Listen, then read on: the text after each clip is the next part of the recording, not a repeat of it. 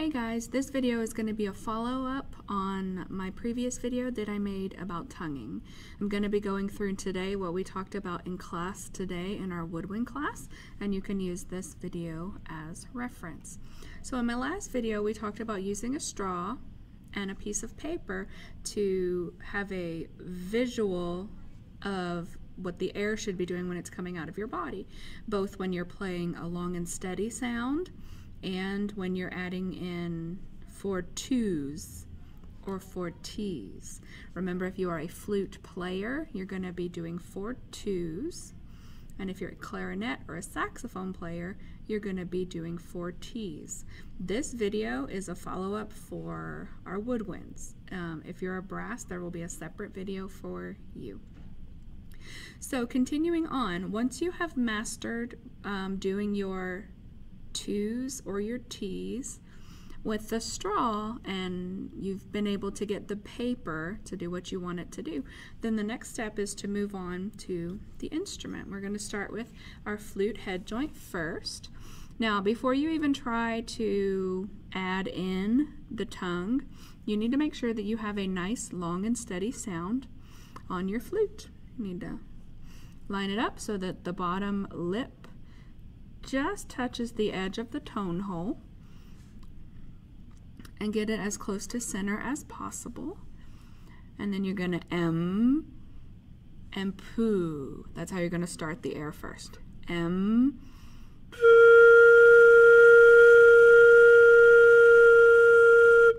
Once you have mastered that and you're really good at a long and steady sound, then the next step is to take what you were doing on your straw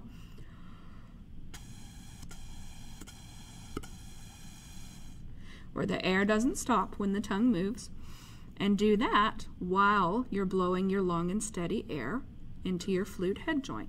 So instead of going M-poo, this time we're going to do M-2. M.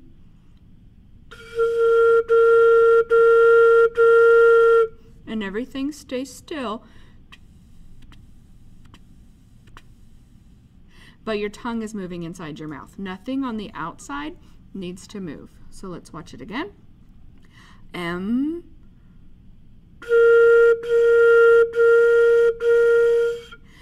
You want to get 4 smooth and connected sounds.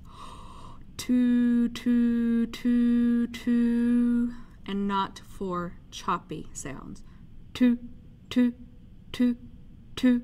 We don't want any silence between our sounds. If you were to go 2, 2, 2 on the head joint, then it's going to sound like this. And there's a lot of silence in between, and that is not correct. I'm not actually using my tongue when I do that, but I'm actually going and doing 4 separate bursts of air, and that's not correct. And when you do that through your straw on the paper, you can see that the paper doesn't move like it's supposed to. So we got to get the air moving out of our body just like it does when we play a long and steady sound, but then add the tongue.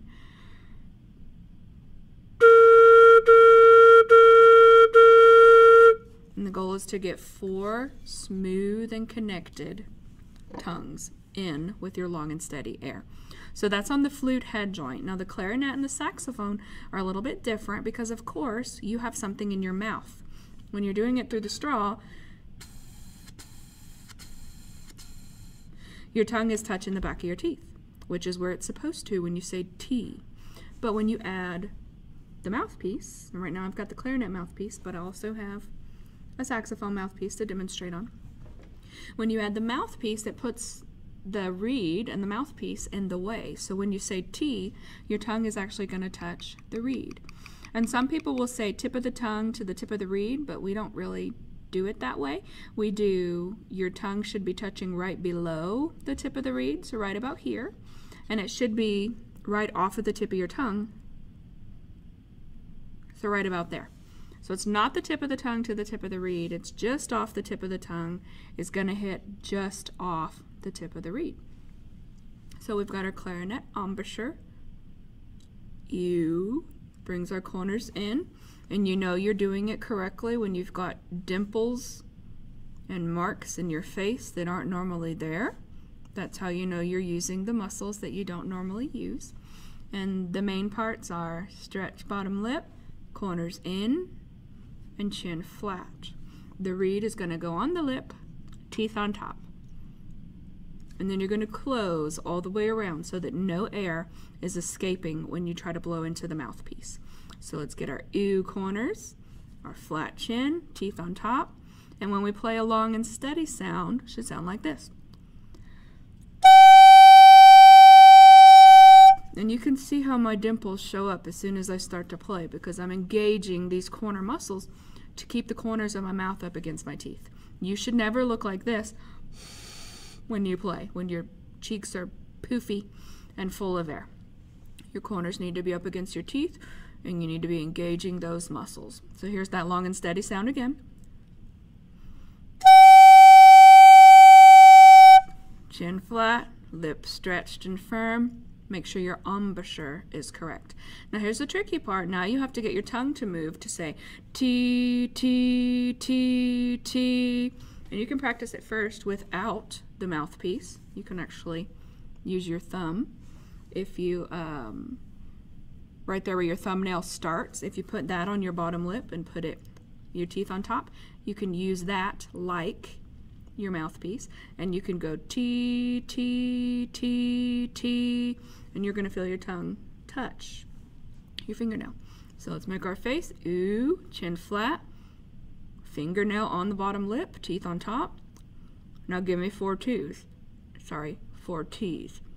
Two, two, two, two. And you should feel your tongue touch your thumb. Now you saw the corner of my mouth opened a little bit. That's just because I have to open it a little bit to allow sound to escape, because it's not going to go through my thumb like it's going to go through your mouthpiece. So now let's do it on the mouthpiece. Set up your face, ew corners, flinch, chin flat, reed on the bottom lip, teeth on top, seal it off, use those muscles, and 4 T's.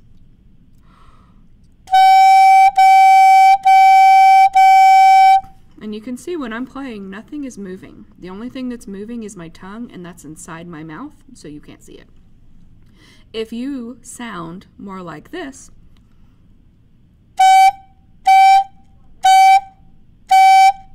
then one of 2 things is happening. Either you're stopping the air, you're going t, t, t, t, or your tongue is staying on the reed for too long. When your tongue touches the reed, it has to quickly get right back off. So you're going to go, if this is your tongue, T, T, T, T. It touches and it gets right back off. Just like if you're cooking and you touch something hot, oh, you pull your hand back very quickly. Your tongue needs to get off the reed. Otherwise, it stops the vibration and that stops the sound. So again, your goal is to sound like this.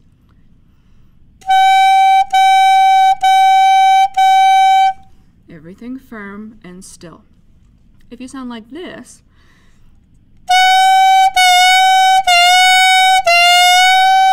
kind of like a siren, then you're moving muscles of your embouchure or other muscles of your mouth besides your tongue. You cannot relax your mouth to move your tongue, so that's something you're going to have to work on if you're getting that kind of a siren sound. Everything has to be still.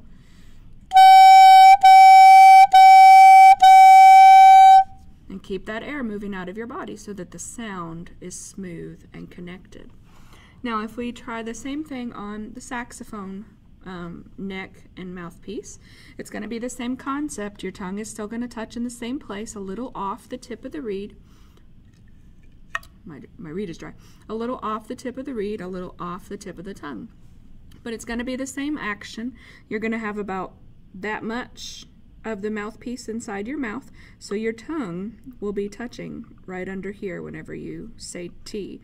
T, T, T, T. And basically everything that I said about the clarinet is going to apply to the saxophone.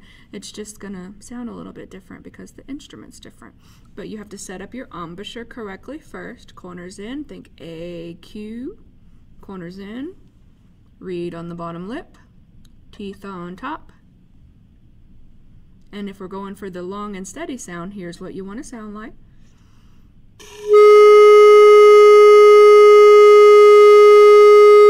Notice everything is firm and sealed all the way around. I don't have any air escaping on my corners. Here's my long and steady sound again.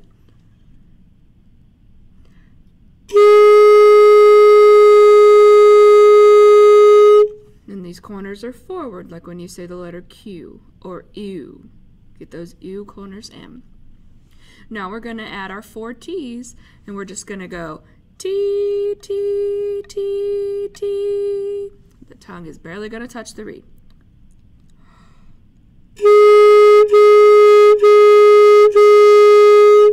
And if you do it correctly, it's going to be a nice controlled sound, and the notes are going to be smooth and connected. Same thing applies to the saxophone as the clarinet. If you keep your tongue on the reed for too long, it's going to stop the vibration, and you're going to get this sound.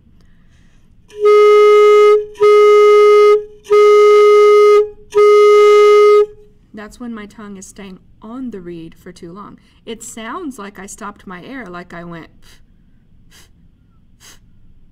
I didn't. My tongue just stayed on the reed for too long. So tongue barely touches, and then right back off the reed.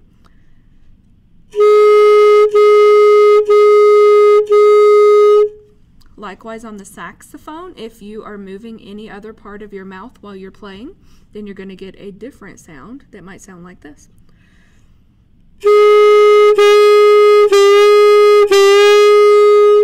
And that's what happens when I'm relaxing all of this, relaxing the squeeze on the mouthpiece whenever I move my tongue. Your goal is to have a sound like this.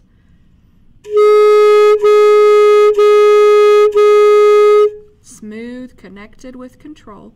And the only way to get that is to really focus on moving your tongue and not the rest of your mouth whenever you say your T inside your mouth while you're playing.